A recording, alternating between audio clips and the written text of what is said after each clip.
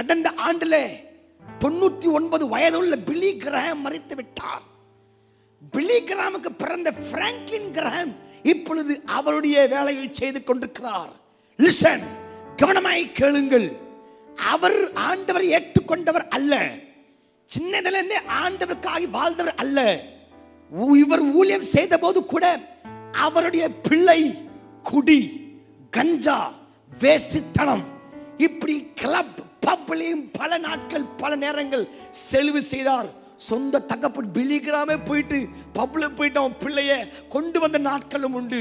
டைட்டாடி வரும்போது இவன் தன் பிள்ளையை தோல் மேல சுமந்து கொண்டு வந்து வேதனையோடு, ஐயோ உலகம் முழுதும் நான் பிரசங்கம் பண்றேனே, என் பிரசங்கத்தை கேட்டு எத்தனை பாவிகள் மனம் திரும்புறாங்களே, சொந்த பிள்ளை மனம் திரும்பவில்லை என்று பல நாட்கள் வேதனையாய் இருந்த பில்லி கிரஹாம் அவர் கண்ணீருக்கு ஆண்டவர் பதிலை கொடுத்து ரட்சிக்கப்பட்டார். பிராங்க்லின் கிரஹாம் அப்படி என்ற இவரை ஒரு தொலைக்காட்சி அவரை பேட்டி எடுக்கிறது.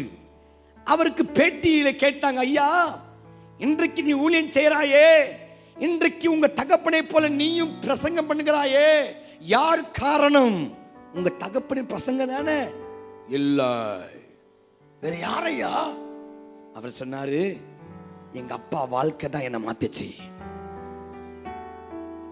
எங்க அப்பா வாழ்க்கை, ஒரு நாள் எங்க அப்பா அந்த காலையில பிரேயர் விட்டு வெளியே வரவே மாட்டாரு. எங்க அப்பா பார்க்கும் போதெல்லாம் எங்க அப்பா முட்டிக்கால தான் இருப்பாரு, பைபிளை திறந்து அழுதுட்டு இருப்பாரு. ஒரு நாள் எங்க அப்பா எங்க அம்மா கிட்ட சண்டை போட்டதே நான் பார்க்கல. ஒரு நாள் எங்க அப்பா பணத்துல விளையாடினு பார்க்கவே இல்லை. நான் கஞ்சா அடித்தவன். எல்லாரும் வந்து சொன்னாங்க, ஏசு நம்பினான்ட்டு நம்பல. ஆனா எங்க அப்பா வாழ்க்கை என் வாழ்க்கையை மாத்திருச்சு.